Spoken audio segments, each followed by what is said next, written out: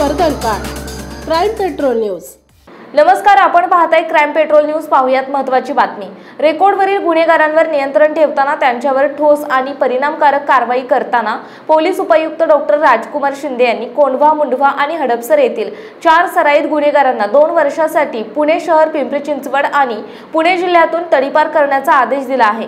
नारायण स्वामी यांच्या विरुद्ध बेकायदेशीर जमाव जमवून शासकीय कामात अडथळा आणणे, दुखापत करणे, शिवीगाळ करणे, मारहाण करणे, विनापरवाना दारू विक्री करणे यांसारखे 7 गुन्हे दाखल होते. नेहाल कुंभार याच्यावर बेकायदेशीर गावठी हातभट्टीची दारू विक्री करणे यासारखे 4 गुन्हे दाखल आहेत.